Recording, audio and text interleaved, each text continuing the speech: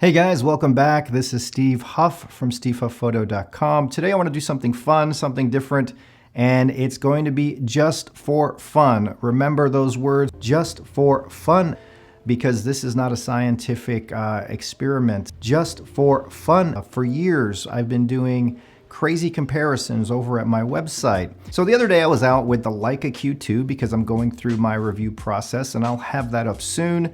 I also had with me the Canon EOS-R with the 35 f1.8. I have been using that since the day it was released, and I love it. I also had my iPhone XS Max with me, right? So I was like, what if I took the same picture of each boring subject with each different camera, right? So these are just snapshots, and I wanted to see how the Q2, the EOS-R, and the iPhone would compare, because you would think it would be night and day, right? A phone, small tiny sensor against two full frame sensors. Again, these are not challenging conditions. There's no low light conditions here.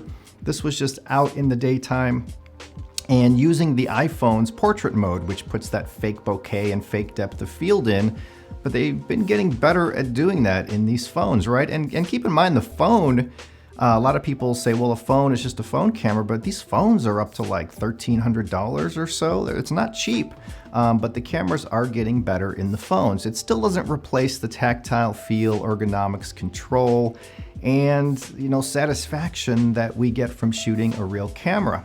So the Leica Q2, as you know, has crop modes built in, and a lot of you are like, well, why wouldn't you just do that in post? Which, of course, right?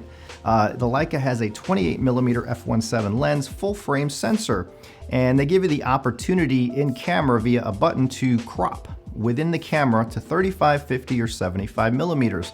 Now it's just cropping into that sensor. You're not gaining a 35, 50, or 75 millimeter focal length. You're cropping into that 28 millimeter field of view that is provided by the lens. So you can do that in post-processing, but the benefit of doing it in camera is convenience, and it allows you to frame your shot at those focal lengths. So if you're big on framing a shot at those focal lengths, that's what that does for you.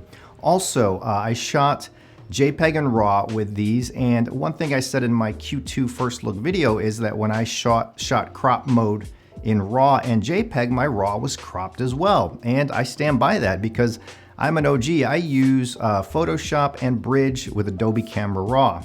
When you open up Bridge, if you shot the Q2 in crop mode, you're getting a crop mode RAW, and I find no way to get the 28mm frame out of that. But if you're using Lightroom, you will be able to get the full 28mm frame if shooting in RAW, no matter what crop you shot with. So the crop really should apply to the JPEG only. So with that out of the way, let's take a look at some images. Keep in mind the Leica Q was shot wide open at f1.7 in 35mm crop mode to show you the difference between a 35mm lens on the Canon EOS-R. The Canon was shot wide open at f1.8 using that RF 35mm lens. Now, the Leica Q2 at 35 is not going to give you the depth of field or bokeh of a 35. It's giving you the bokeh of a 28-1.7. Remember, you're just cropping in. So let's take a look at these photos and see which you think look better. Again, no masterpieces here. This is just for fun, but let's take a look. Okay, a simple fire hydrant with the Q2. If you go to stevehufpphoto.com, you can see the larger sizes of these with the crops. But this is the Q2 at 35mm crop. Here is the EOS-R with the 35 f1.8, all wide open. You can kind of see the differences there. And then here is the iPhone shot. Looks pretty crisp. You got the fake shallow depth of field, but it looks pretty good, a little brighter than the other two. So let's move on to another example, just a quick shot. This is a tractor with the Leica Q2 at 35mm crop mode, f1.7. Again, at the website you can see the files. This is the EOS-R with the 35 f1.8. These are JPEGs, by the way, I think on this shot. One of these shots were JPEG. This is the iPhone, which is a little cooler in color temperature and pretty crisp, and looks good, actually. Here's one more quick comparison. Just some vending machines. This is with the Leica Q2. See the depth of field in 35mm crop mode. It's the same as 28. Here is a true 35mm depth of field at f1.8 on the EOS-R. And coming up, we'll have the phone shot with the fake depth of field and the fake bokeh right here.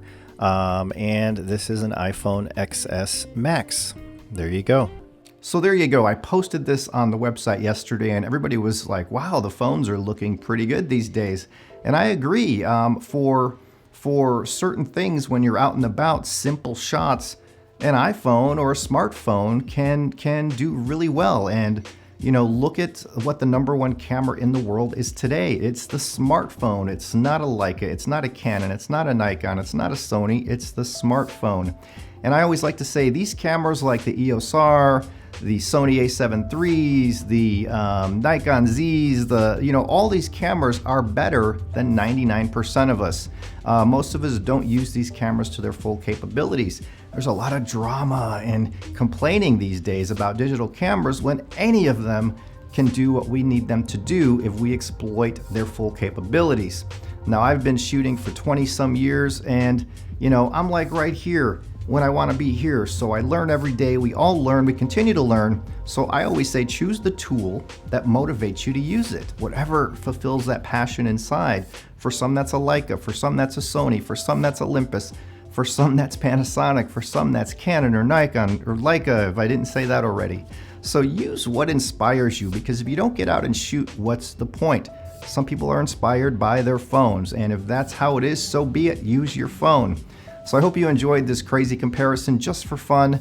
My Leica Q2 full review is coming soon, and I will be comparing it to the Sony RX1R2 in the full review. I'll have a portrait or two, I'll have other subjects, and I will discuss what I feel the differences are between the two and which one I would go for today. So that's coming up soon. If you like what I do, thumbs up and subscribe, and I will see you guys next time. Bye.